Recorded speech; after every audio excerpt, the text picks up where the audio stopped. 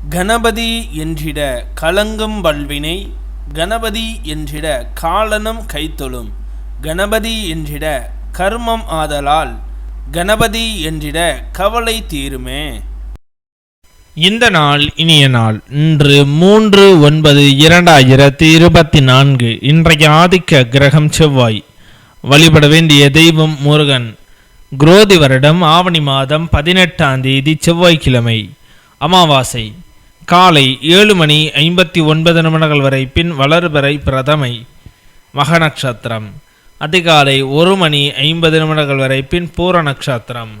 தியாகியம் 11:20 நாளிகைக்கு. சித்த யோகம் 55:22 நாளிகைக்கு மேல் அமிர்த யோகம். இன்றைய பிள்ளையார்பட்டி ஸ்ரீ கற்பக விநாயகர் காலை வெள்ளி கேடயத்திலும் மாலை கஜமுக சூரசம்கார லீலை காட்சி. இன்று கீழ் நோக்கு நாளின் நல்ல நேரம் காலை 7:45 முதல் 8:45 வரை. கௌரி நல்ல நேரம் காலை 1:45 முதல் 2:45 வரை. இரவு 7:30 முதல் 8:30 வரை. இன்றைய சந்திரா அஷ்டம நட்சத்திரங்கள். உத்திராட நட்சத்திரம் அதிகாலை 1:50 வரை, பின் திருவோண நட்சத்திரம்.